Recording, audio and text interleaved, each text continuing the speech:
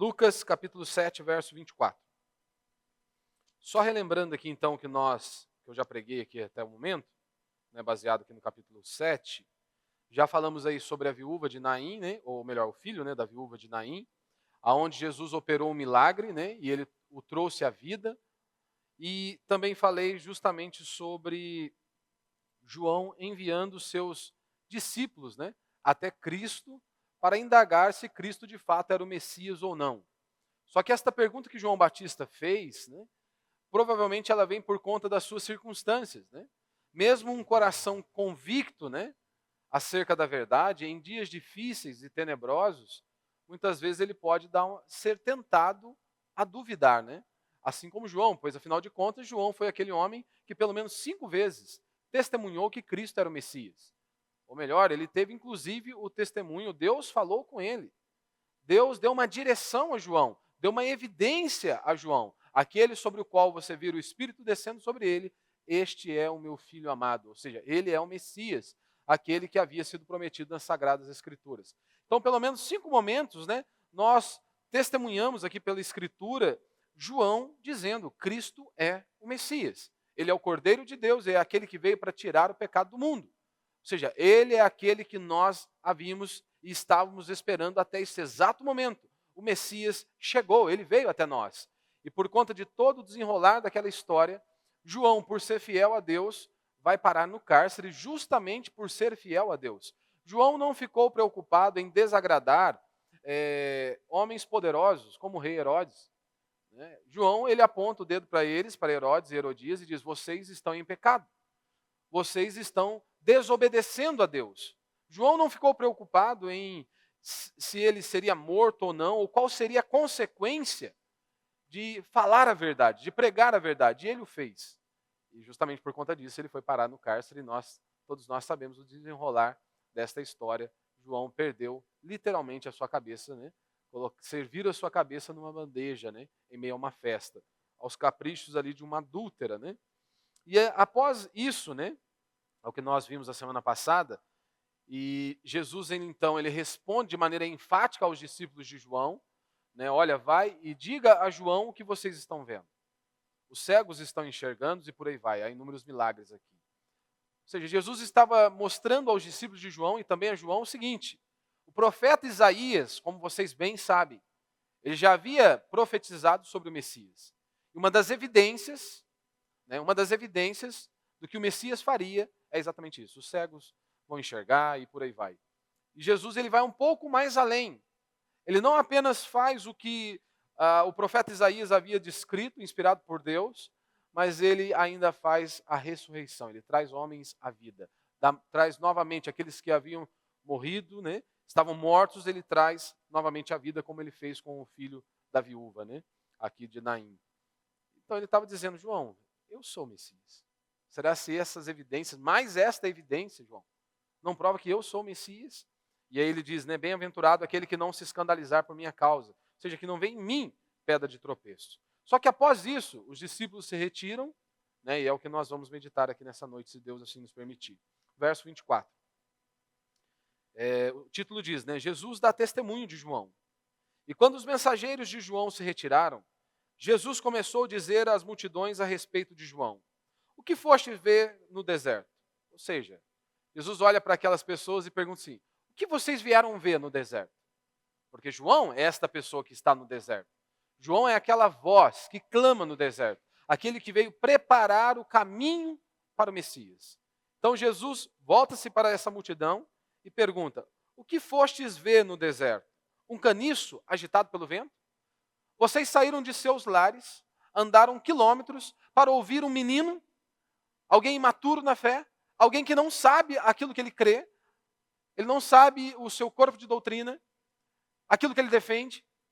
Definitivamente este não era João. João não era um caniço agitado pelo vento. João poderia ser mais um carvalho, uma árvore forte, né, assim, imponente, poderoso. Verso 25. Mas que fostes ver? Um homem trajado de roupas finas?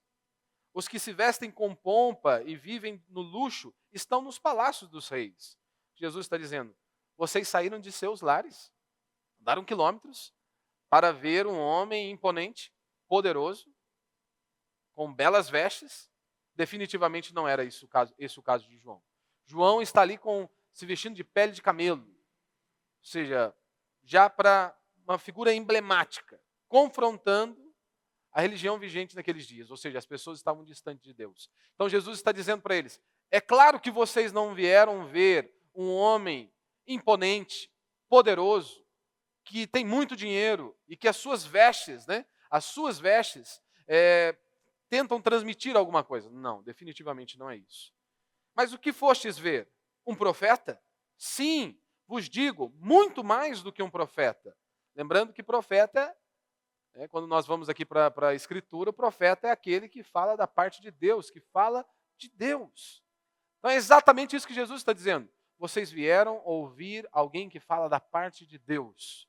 E aí ele diz, este é aquele sobre quem está escrito: estou enviando à tua frente o meu mensageiro, que preparará diante de ti o teu caminho.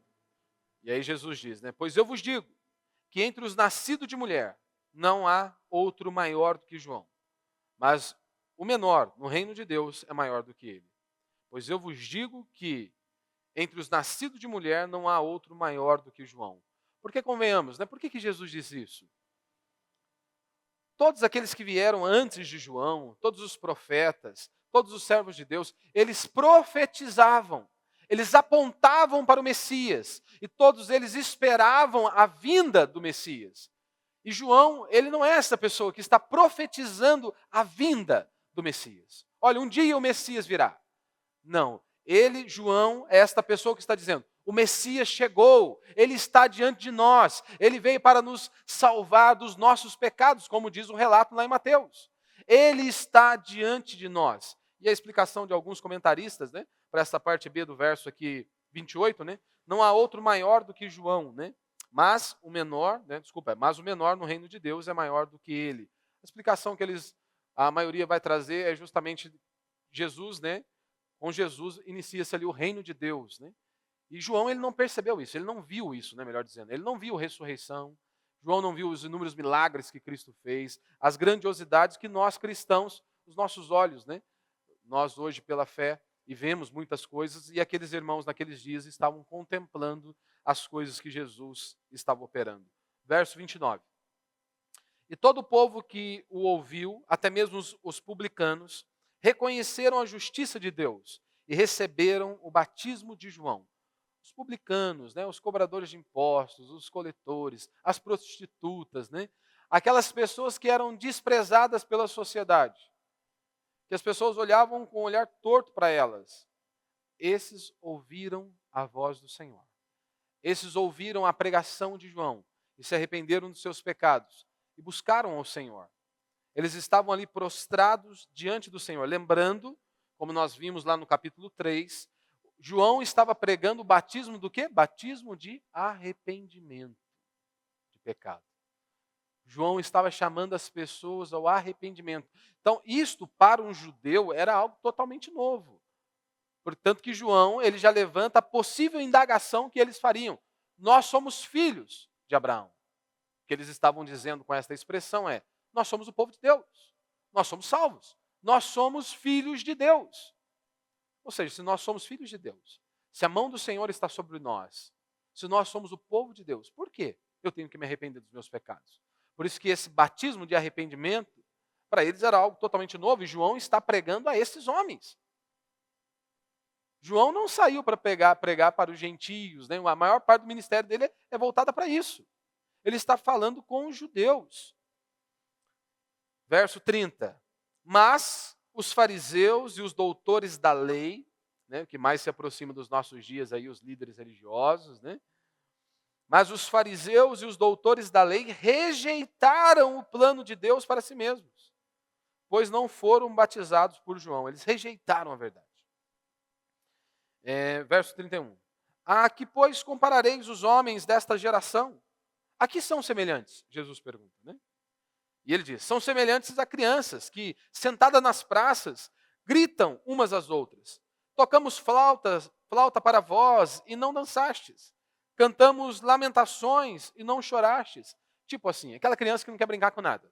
Você fala, vamos brincar de casamento. Não, isso aí é alegria demais. É muita felicidade.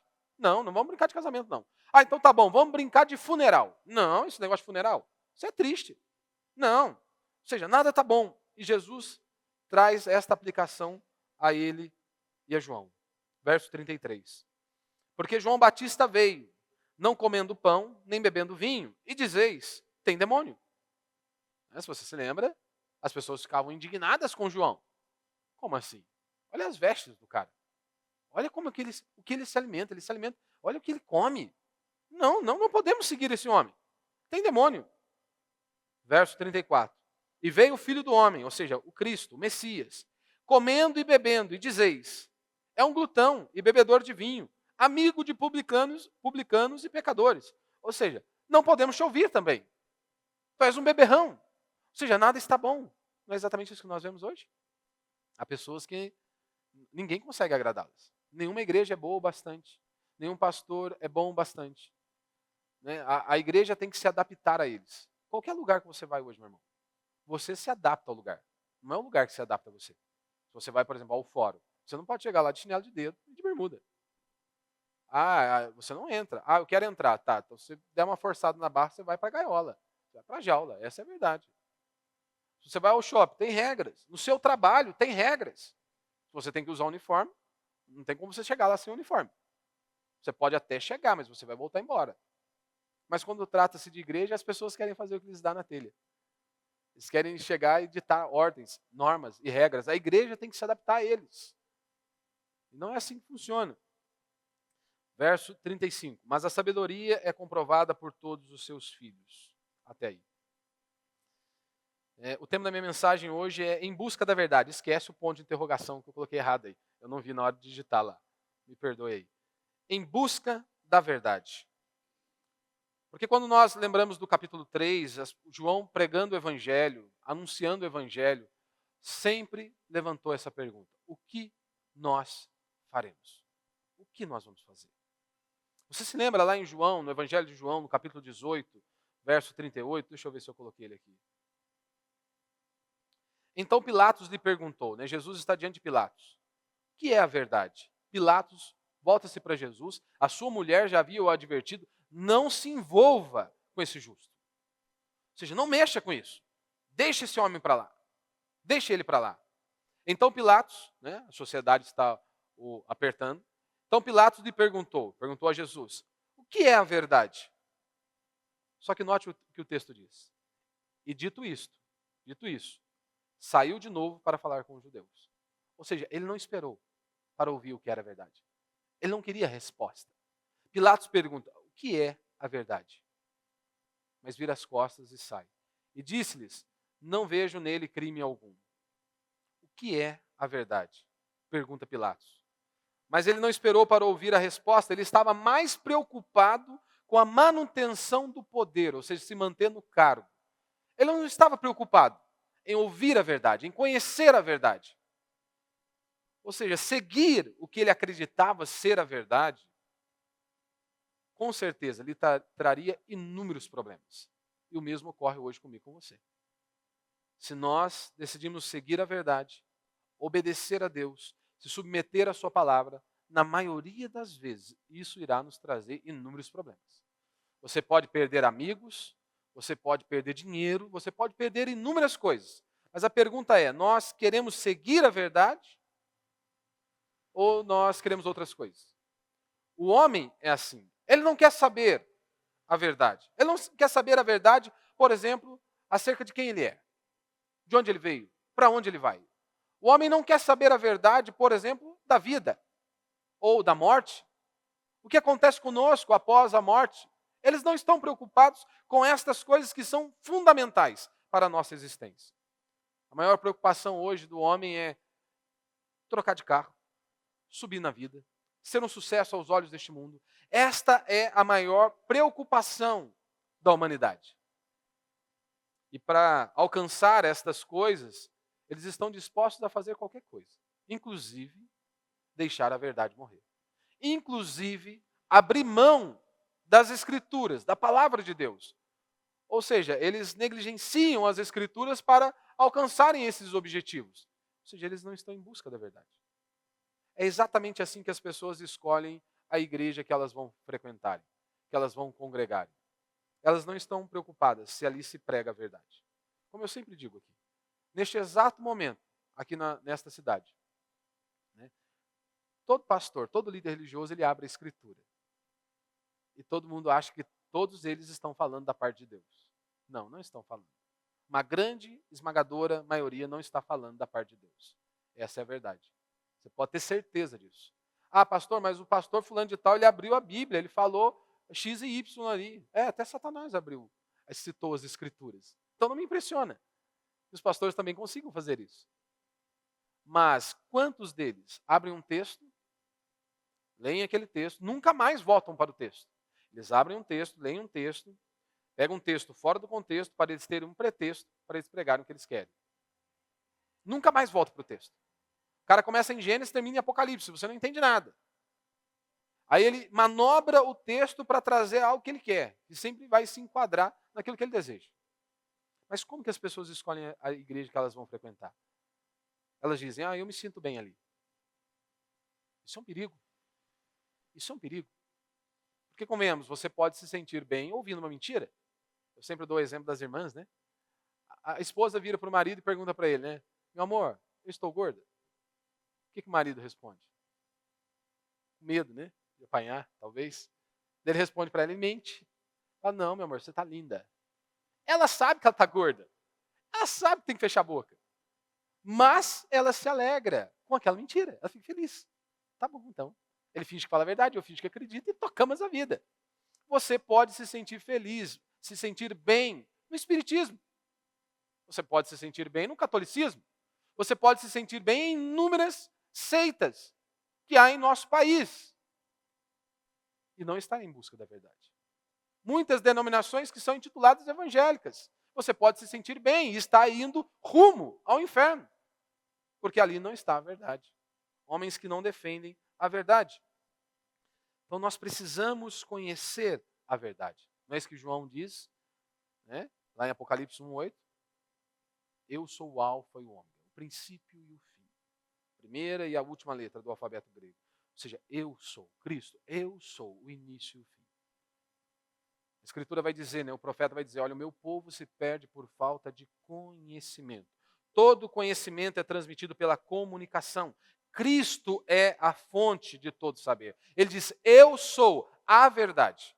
Eu sou o caminho, a verdade e a vida. Ninguém vem ao Pai a não ser por mim. Então, uma vida plena é uma vida plena é a busca e o encontro com a verdade. Nós precisamos, a cada dia da verdade, os nossos olhos precisam ser abertos pela verdade. E quando nós olhamos para a raça humana, todos nós, a raça humana por completo, todos nós nascemos acorrentados, enxergando apenas sombras, né? Essa é a situação do homem. Ele nasce escravizado. E nós, toda a raça humana, só pode sair e só consegue sair dessa existência medíocre por meio de Cristo Jesus, por meio da sua obra, por meio da sua pessoa. Eu sei que nós muito ouvimos, né, que as pessoas acham que o que vai transformar a sociedade é a educação. Meu irmão, você pode pegar países de primeiro mundo e que pessoas cometem tantas atrocidades. A educação vai ajudar, mas isso não resolve o problema do homem. O homem, ele foi afetado por completo. O seu intelecto, a sua mente, as suas emoções. Para que algo novo aconteça ali, tem que existir o novo nascimento. Precisamos de uma intervenção divina. Deus precisa vir e habitar em nós, para que de fato haja transformação. Quantos homens hoje com canudo, pessoas de renome na sociedade, pessoas que são consideradas intelectuais. Se você puxar a ficha daquela pessoa, é assustadora. Tamanha podridão que esses homens cometem. Então a educação não é apenas por meio da educação que nós resolvemos o problema. O homem precisa de uma intervenção divina, e é por isso que o evangelho precisa ser pregado. Por isso que a palavra de Deus precisa ser anunciada, porque é por meio dela que pessoas são transformadas, por meio dela que pessoas são libertas, por meio dela que pessoas são salvas por meio da obra da pessoa de nosso Senhor Jesus Cristo. Então a pergunta que eu te faço nessa noite é: você quer a verdade, ainda que isso te traga muito desconforto? Você precisa decidir. Eu quero ficar com a verdade, independente se pessoas vão embora. Eu quero ficar com a verdade, independente se isso me custe muitas coisas. Mesmo se isso, se eu ficar com a verdade, eu tenho que perder algum dinheiro. Porque eu tenho que rejeitar alguns contratos ilícitos. Eu não posso fechar com determinada pessoa porque está errado. Você precisa escolher. Então, dentro disso, quero falar 3 princípios de maneira bem breve. Primeiro, eles foram ouvir a voz de Deus. Né? Jesus pergunta, vocês vieram ouvir aqui um caniço agitado pelo vento? Não. João não era esse homem. João não era um garotinho que não sabia naquilo que ele estava crendo, no que ele depositava sua fé, o que ele estava fazendo, o que ele estava anunciando. Não, ele parecia-se mais com um carvalho. Tanto que ele não teve medo algum de chegar diante de Herodes e Herodias e dizer, vocês estão em pecado. Ele sabia o risco que lhe corria. Você olhar para um rei e confrontá-lo, e ele fez isso, porque ele acreditava ser a verdade, e de fato era a verdade, ele estava defendendo a verdade. Jesus pergunta para eles, vocês vieram ver um homem poderoso? Será se vocês foram atraídos por alguma questão externa? Será ser um prédio suntuoso, imponente, que João estava pregando? Não, João estava no deserto, as pessoas andaram quilômetros para ouvir João. Não tinha ar-condicionado, não tinha uma cadeira cômoda para eles sentarem. Cada um faz o seu montinho de areia e senta e ouve a mensagem. E que mensagem! Raça de víboras! Quem vos induziu a fugir da ira vindoura? Uma mensagem de confronto, chamando as pessoas ao arrependimento. Então Jesus disse, vocês não vieram ver um homem poderoso, com belas vestes, ou com um belo de um templo. Estamos falando de João. Vestia-se com pele de camelo e comia gafanhotos. Como que as pessoas hoje escolhem os pregadores e a igreja que elas vão congregar? É dessa maneira também. Ah, se o pregador ele é conhecido, então é ótimo. Vou ficar com ele. Ah, como a igreja, o prédio é suntuoso, bonito, imponente, a estrutura é fenomenal. Então é aqui que eu vou ficar. Eu contei de manhã aqui um relato para os irmãos que aconteceu conosco na nossa igreja lá em Moreira César. Quando nós iniciamos o trabalho lá em Moreira César, normalmente iniciamos com os pastores ou com o obreiro e 2 ou 3 irmãos, né? E assim começamos o trabalho. Então, se começamos dessa maneira, não tem como você alugar um prédio gigante, imponente, belo. Né? É pequeno, a maioria das vezes feio pra caramba. Mas nós cremos que o que precisa é levar o evangelho, pregar o evangelho. Procuramos nos esforçar para melhorar a estrutura, sem dúvida alguma. Mas imagine, no início não há muito o que você fazer. A igreja não tem nem como se sustentar, nem como sustentar os obreiros. Como vai alugar um prédio, pagar um absurdo? Não tem jeito, né? Por mais barato que você paga, você já gasta um dinheiro.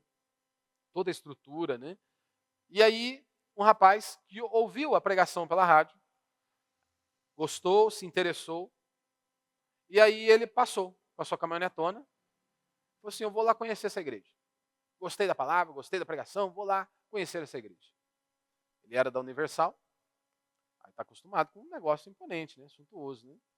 Aí ele passou, porque ele gostou, ouvindo muito tempo, aí ele passou com sua caminhonete, ele viu que o prédio era pequeno, meia dúzia de gente, ele foi embora. Ele foi embora, ele não ficou. Ele não se perguntou, ali se prega a verdade? Ele simplesmente foi embora. Como que nós sabemos? Porque depois ele voltou, depois ele se arrependeu dos seus pecados. Aí ele mesmo contou a história. Eu não quis entrar, não tive coragem de entrar. E aí então, enxergando o seu erro, né? Quantas pessoas são assim? Eles escolhem o local que eles vão congregar por conta da aparência. Quantas pessoas? Estrelinhas, né? Por exemplo, do grupo de louvor. Por isso que aqui ninguém não tem nenhuma estrelinha aqui, né? Não tem ninguém que faz show aqui. Mas quantos pessoas, ministros de louvores, líderes de louvores, né? Eles não podem ir numa igreja mais simples. Não, ele não pode, porque, afinal de contas, ele é um astro. Ele é um astro, ele é um sucesso. Ele não pode nem sequer cumprimentar a igreja, porque, afinal de contas, ele está num patamar, né? Está quase pegando a mão de Deus também. Quantos homens já conheci assim? Não, ele se apegou à estrutura de uma determinada maneira que ele prefere ficar ali, ouvindo uma mentira, sabendo que aquilo lá é uma vergonha, que não é o evangelho que está sendo pregado, mas Como ele vai chegar e dizer para os seus amigos? Eu estou na igreja do fulano de tal. O prédio é simples. A estrutura é assim. E ele também, na maioria das vezes, numa igreja bíblica, ele não vai ter essa oportunidade de fazer um show. Porque quando aparece alguém que quer fazer um show, a gente avisa, olha, aqui não é show. Aqui nós vamos cultuar a Deus, celebrar ao Senhor. E então tentamos instruir. Porque é normal isso hoje na igreja evangélica, né? As pessoas querem vir para fazer show, apresentação. Não. Eles nada mais do que nos auxiliam a adorar a Deus. Ponto final. Ponto final. É para isso que eles estão aqui. Os irmãos estão aqui para nos ajudarem e juntos celebrarmos ao Senhor. Mas, infelizmente, muitos buscam isso. E o que Jesus diz? Não, vocês não vieram atrás disso. Vocês vieram atrás de um profeta. Um profeta. Profeta é alguém que fala da parte de Deus. Aquelas pessoas, ao ouvirem João, elas queriam resposta. Eles perguntavam o que havemos de fazer, como nós estudamos lá em Lucas capítulo 3. Eles perguntaram a João, assim como perguntaram para Pedro e os discípulos, lá em Atos, quando eles começaram a pregar o Evangelho. O que nós devemos fazer? Esta é a pregação do Evangelho. A pregação do Evangelho sempre vai nos levar a tomarmos uma posição.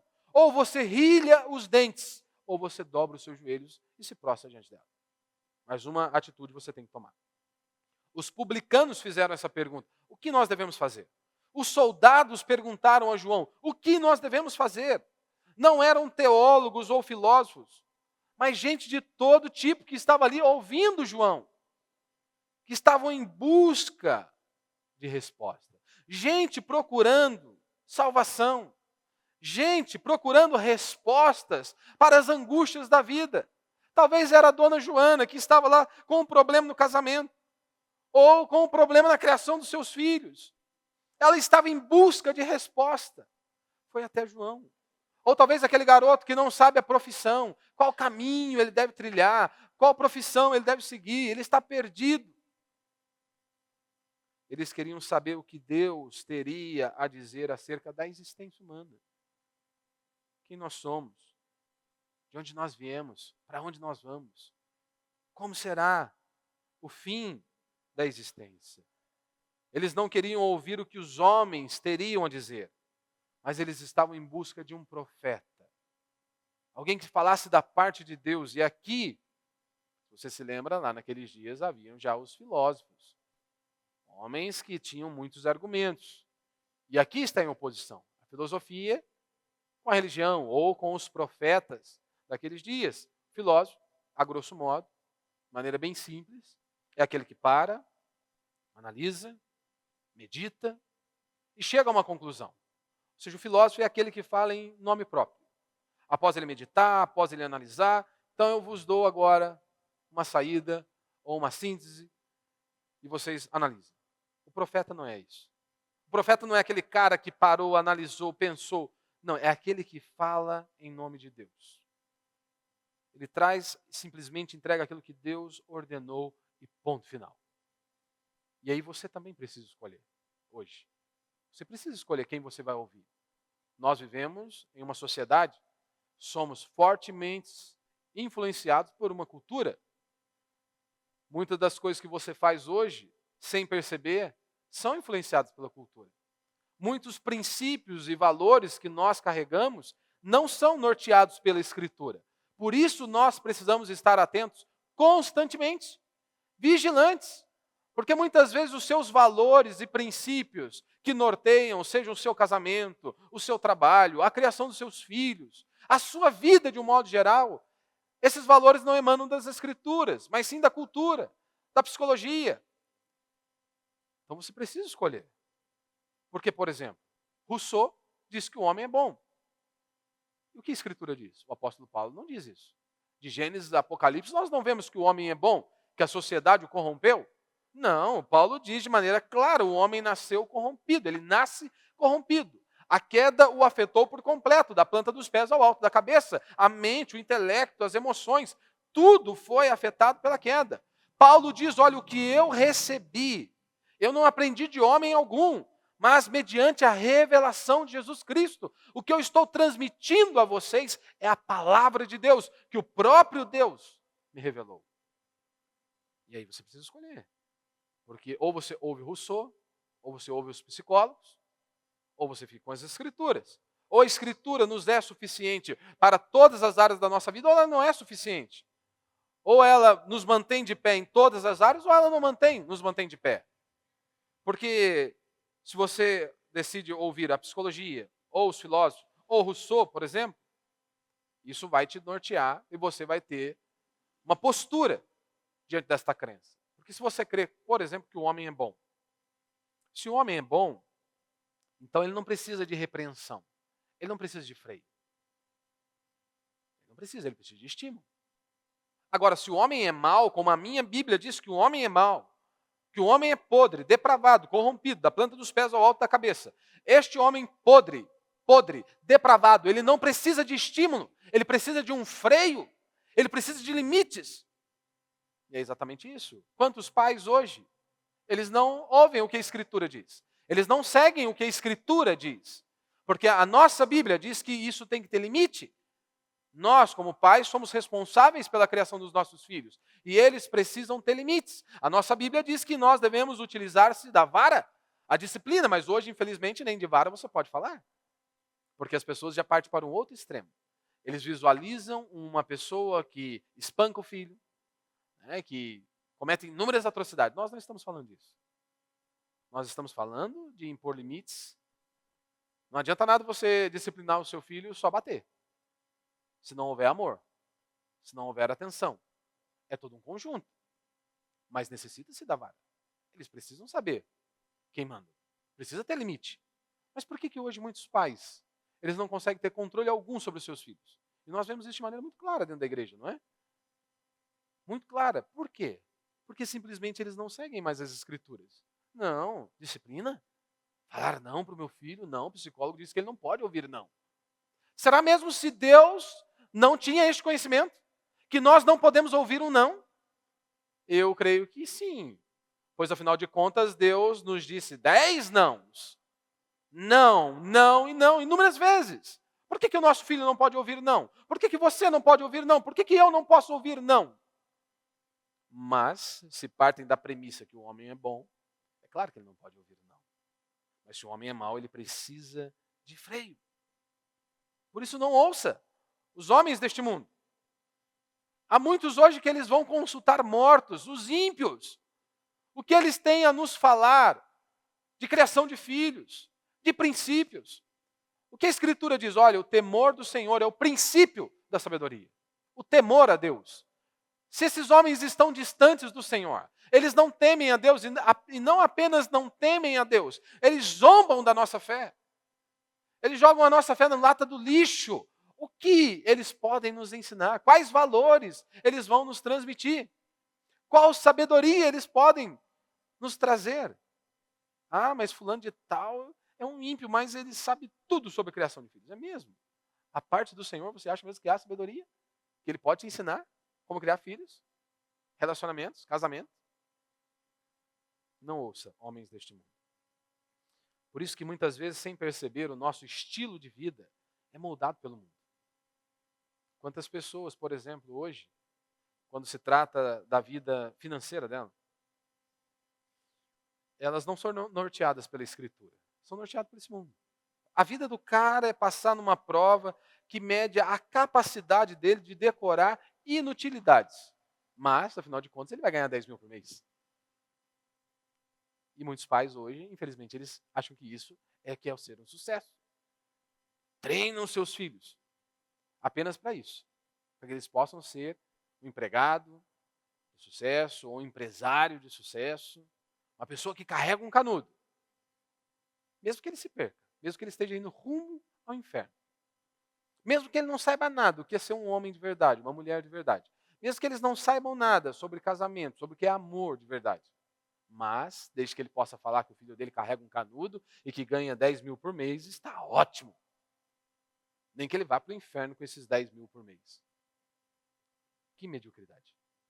Hoje as pessoas, como que elas escolhem a carreira delas? Né? Vai prestar um concurso. Nós não temos problema nenhum com concurso. Nenhum.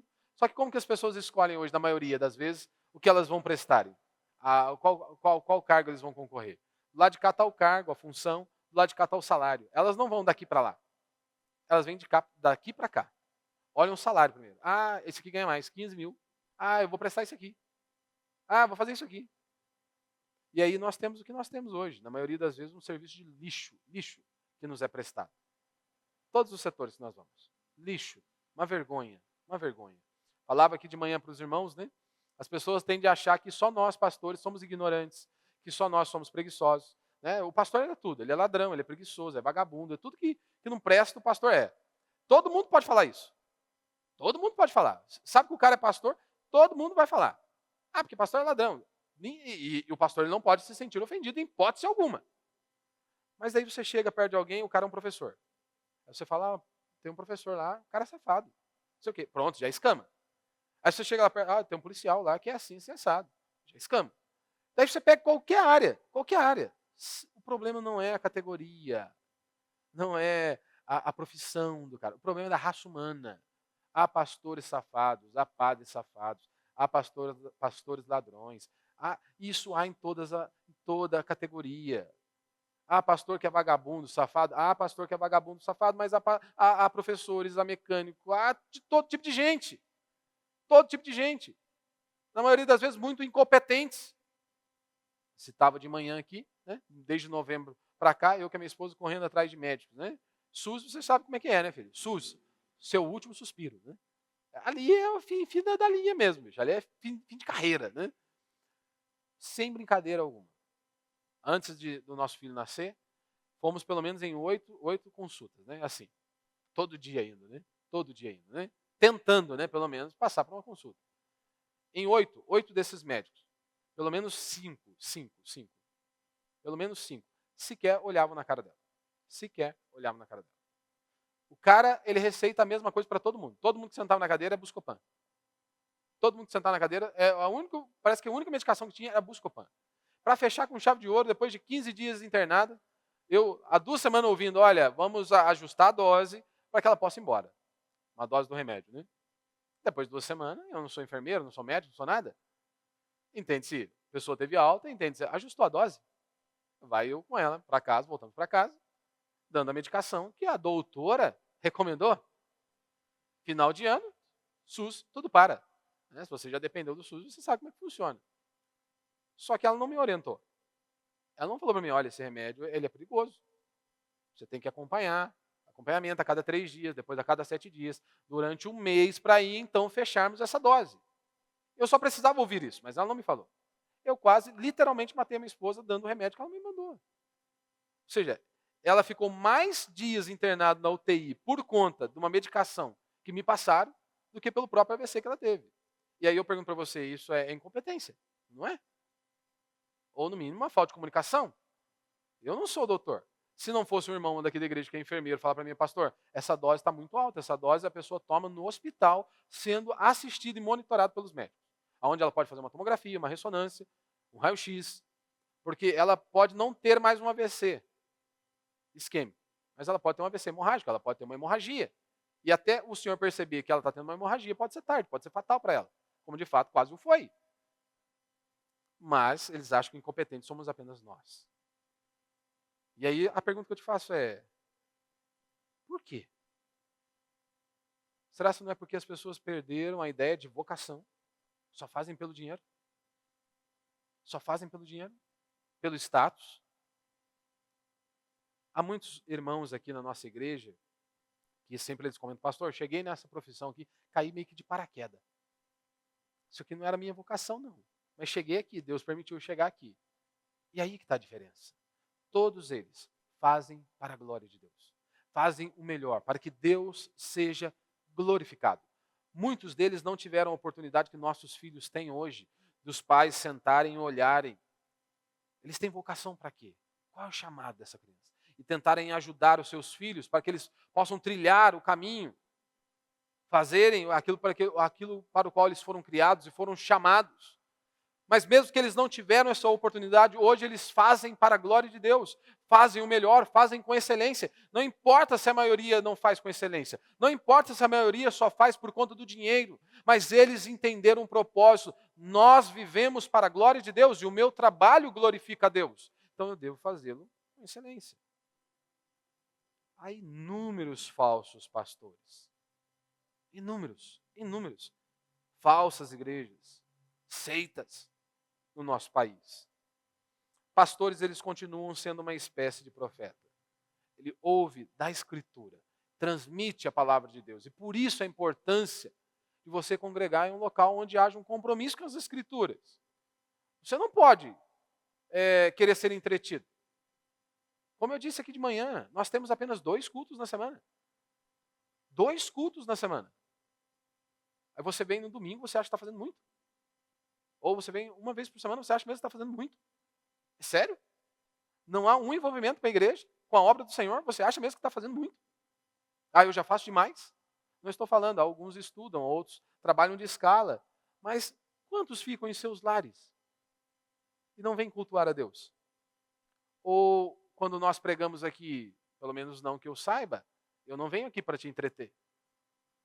Quando o Elvis prega, ele não vem aqui para te entreter. Ou qualquer outro pastor que vem aqui pregar, nenhum de nós viemos aqui para te entreter.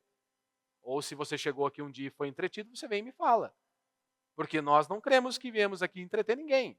Pelo contrário, expomos as Escrituras. Procuramos ser fiéis à Escritura, ao texto bíblico. Estamos presos ao texto bíblico. Por que então não frequentar? Por que então não participar do culto? Como eu sempre digo, há pessoas que andam quilômetros, assim como ocorreu com João, em busca de uma igreja bíblica. Aqui talvez o de vocês more mais longe, talvez 8, 10 km, no máximo. Por que então não está presente no culto? 2 cultos apenas na semana. Você se lembra lá da igreja primitiva? Se reuniam diariamente. Diariamente. No partir do pão, na comunhão, nas orações. Por que não está ali? Nós não viemos aqui para te entreter. Se você quiser ser entretido, como eu sempre digo, vá ao circo, vá a um stand-up, ou procure os pastores tiririca da vida aí. Que tem muito, viu? Tem muito. Há inúmeros pastores, né? Você tem um pastor Forrest Gump, né? O cara gasta 40 minutos contando história. 40 minutos. 40 minutos, você não sabe o que está acontecendo. Há igrejas que todo mundo canta, o papagaio canta, o periquito canta, as crianças cantam. Acho que até eu, se eu for, eu consigo cantar nesse lugar. Aqui eles não me deixam cantar. Renato, o dia que eu pedi para ele, falei, Renato, dá para cantar essa música no final para nós? Ele falou assim, dá sim, pastor, mas canta baixo, porque o senhor está cantando alto e errado ainda. Falei, caramba, Renato, pô, brincadeira, hein? Nem cantar eu posso mais, nem cantar eu posso. Mas eu acho que até nessas igrejas, se eu for, até eu canto. Até eu canto, posso cantar. Todo mundo canta. Você tem um pastor tiririca, Lutero tinha as 95 teses. O cara, ele possui 95 piadas. As pessoas acham um fenômeno, Cláudio Duarte, né? Não, você não poderia chamar um cara daquele lá de pregador do evangelho. Ele devia seguir outra carreira, fazer parte de stand-up. Né? Como isso ele conta até que bem, né? Piadas, né? Constantemente eu ouço pessoas falando, nossa, eu ouço que pastor, mas eu dou tanta risada. Bicho, toma cuidado, você vai indo para o inferno dando risada. O cara chegou a falar um absurdo, uma plateia, né? No auditório com crianças. Com crianças, né? E as pessoas não conseguem se atentar à gravidade daquilo que ele falou. Né? Porque ele disse ser um especialista, né, na área do casamento, né? Então é óbvio que o que ele estava falando ali, coisas para crianças eram pesadas. Né? Até para adultos. Nós temos que tomar cuidado da maneira que nós falamos. A palavra de Deus não pode ser levada de qualquer maneira.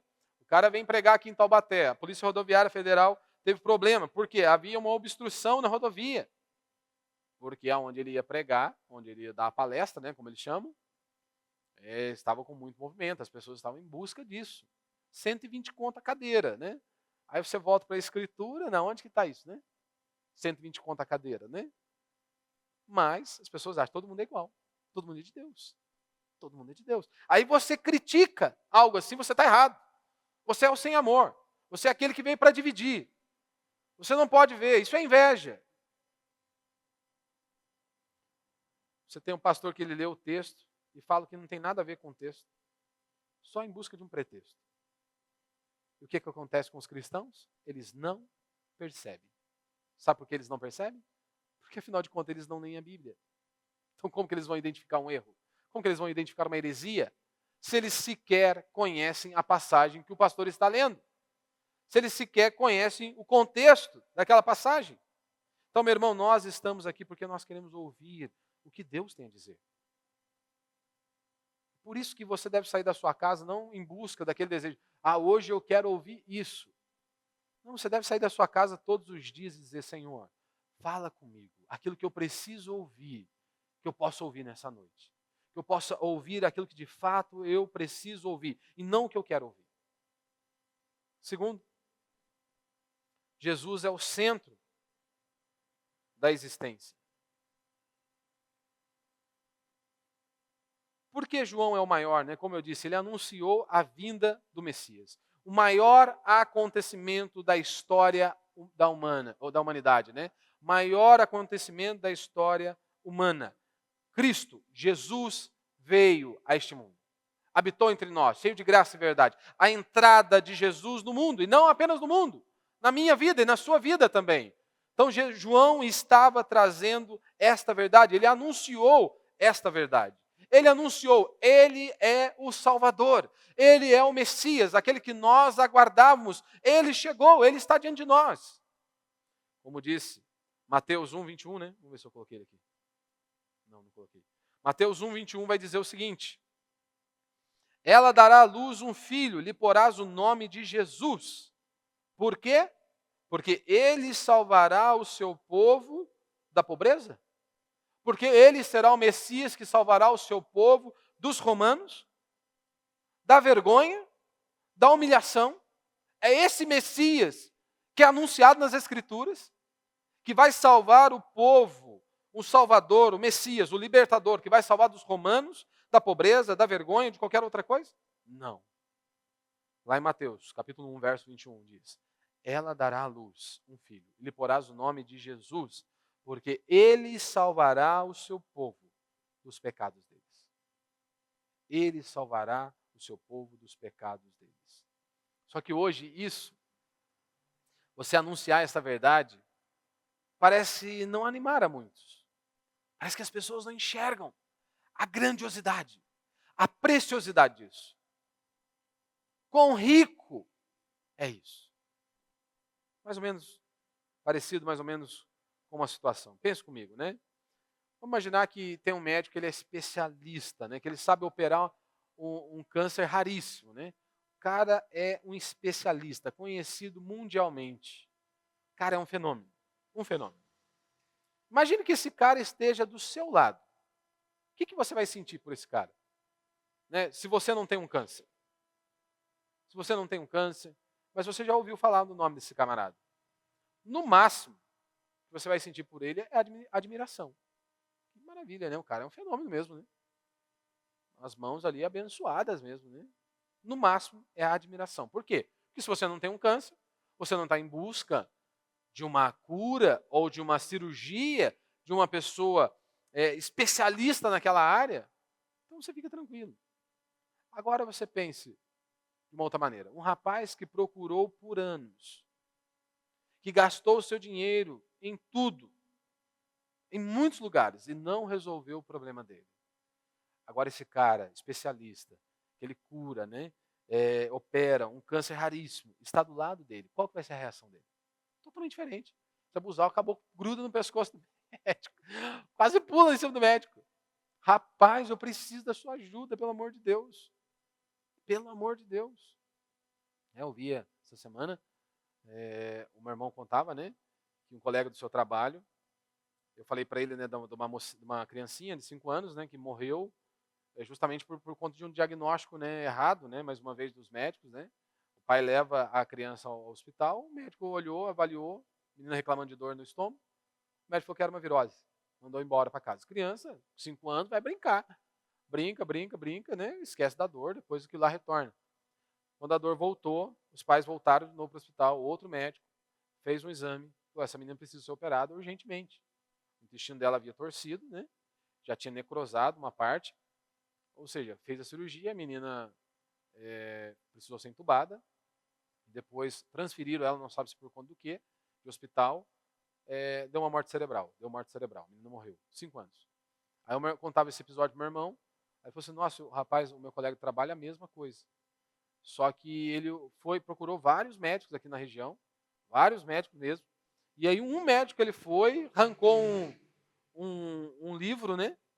um livro de estudo lá da prateleira dele e falou assim, olha, se alguém pode resolver o problema do seu filho, é esse cara aqui. Ele é especialista nessa área. E aí ele juntou tudo que tinha e foi para São Paulo procurar o cara. Consulta já era um absurdo. Mas literalmente o cara resolveu. Ou seja, salvou a vida do filho dele. Salvou. Então você vê as duas atitudes totalmente diferentes. Totalmente diferentes. E o que isso tem a ver com o que eu estou falando? Se uma pessoa, um homem que se considera bom, ele ouve esta verdade: Cristo veio salvar os homens dos seus pecados. Se aquele homem se considera bom, ele ouve isso e diz, ah, legal, da hora, Cristo veio salvar dos pecados, legal. Mas se um pecador, como nós, ouvimos uma verdade como esta, Cristo veio para salvar os homens dos seus pecados, é uma alegria indizível. Ou seja, ele fica sem palavras, pois ele sabe, ele me livrou da condenação eterna. Eu merecia passar a eternidade em sofrimento. Mas ele veio até nós, ele nos resgatou das trevas, nos livrou da condenação eterna, nos deu vida, nos reconciliou com Deus Pai. Quem tem essa visão, esse entendimento, os olhos abertos pelo Espírito Santo, ele ouve uma verdade como essa, ele se alegra. E nós deveríamos nos alegrar toda manhã por isso. De nos lembrarmos que a graça de Deus nos alcançou, que eu e você merecíamos a morte e o inferno. Ah, pastor, mas a vida está tão difícil, tanto problema, tantas angústias, tantas dificuldades. Você merecia a morte e o inferno. Deus te livrou da condenação eterna. Então você deveria se levantar pela manhã e a primeira coisa que você deveria fazer é louvado seja Deus, porque a graça dele me alcançou. Alcançou um pecador podre, depravado como eu, que merecia a morte e o inferno. Por isso, louvado seja ele. Isso deveria encher o meu e o seu coração de alegria todos os dias. De nos lembrarmos, que se não fosse pela pessoa de Cristo, pela obra de Cristo, todos nós estaríamos perdidos. Ele é o príncipe da paz. Jesus disse, eu vos dou a minha paz. A paz que o mundo não pode roubar. Por isso que nós combatemos a teologia da prosperidade, porque ela é mentirosa. Ah, pastor, porque ela promete muito? Não, porque ela promete pouco. Ela só promete dinheiro. É tão pequena, é tão medíocre. Não, combatemos a teologia da prosperidade porque ela promete pouco. Eu creio fielmente que Deus supre as nossas necessidades financeiras. Eu creio que Deus pode fazer coisas grandiosas na nossa vida, mas a maior bênção do cristianismo ainda continua sendo Cristo. Ele é a maior bênção do cristianismo. Maior bênção, nada se compara a Ele. E se você, pense, se você é um pai com um filho à beira da morte, o que você mais deseja? Um Camaro? Uma caminhonete?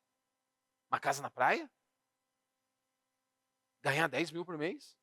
Não, se você é um pai com um filho à beira da morte, o que você mais almeja que ele seja curado. O que você mais deseja é que ele possa sair de lá ileso. O que Jesus é? O que ele é para nós? Deus diz, eu sou o grande eu sou. Para o homem que está há 3 dias na seca, no deserto, ele é a água. Ele é o refrigério. Para o moço perdido, talvez há semanas na mata, ele é o guia, ele é aquele que dá a direção, é aquele que conduz. Para um homem preso numa masmorra, numa cadeia, ele é a chave para a liberdade. E para você? E para mim?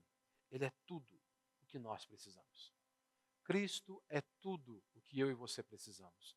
E nós temos que nos lembrar disso. E por último, nós vemos aqui pessoas, homens com um coração endurecido, não é? Líderes religiosos, fariseus e doutores, como diz no verso 30 em diante. A ordem era, sejam batizados. Só que o batismo para os judeus era novidade. O que João estava dizendo para aqueles homens é, vocês não são filhos de Deus, coisa alguma. Porque João já antecipa a indagação deles. Somos filhos de Abraão. Ou seja, somos povo de Deus. A geração eleita. E João diz, não, vocês não são filhos de Deus. E os seus testemunhos testificam isso. As suas obras mostram que vocês não são filhos de Deus. Não fiquem dizendo, somos filhos de Abraão. O estilo de vida que vocês levam. Veja hoje a maioria da cristandade. Batem no peito que são filhos de Deus no domingo. Aí você olha durante a semana, vivem como ímpios, depravados, corrompidos. Assim como João diz, não, vocês não são filhos de Deus, coisa alguma.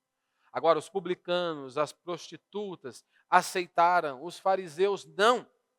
Eles não se submeteram à ordem. Isso pode acontecer comigo e com você. Não se submeter aos desígnios de Deus sobre, por exemplo, família. Como direcionar minha família, como conduzir minha família. Podemos não nos submeter aos desígnios de Deus quando se trata a questão da nossa vida financeira, como lidamos com o nosso dinheiro, como conduzimos a nossa vida. Podemos não nos submeter aos desígnios de Deus quando se trata do serviço prestado a Deus, como culto. De se envolver com a obra do Senhor, de estar ligado na obra do Senhor. Então, o que nós vemos aqui que, para muitos, não há nada que convença um coração endurecido. Não há nada. Esse é o exemplo que Jesus dá. Aquelas crianças que não querem brincar com nada. Ah, vamos brincar de casamento? Não, isso é alegre demais. Ah, vamos brincar então de funeral? Não, isso é triste demais. Aí Jesus diz, olha, João não comia nada. O que vocês olharam para ele? Ah, não gosto dele não. Eu não gosto dele não. Ele não come. Ele não sorri. Ele não vai às festas. Aí vem Jesus, que come. É o que eles disseram. Não, eu não gosto dele não.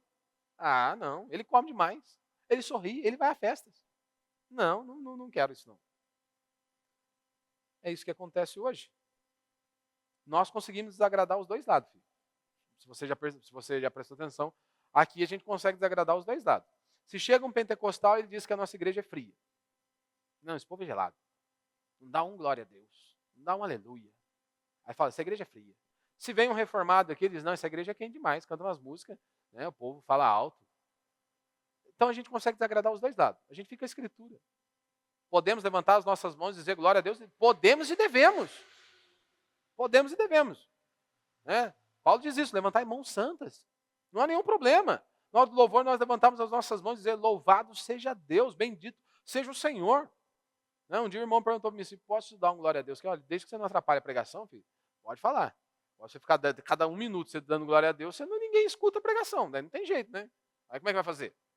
O objetivo é nós sermos instruídos pela Escritura.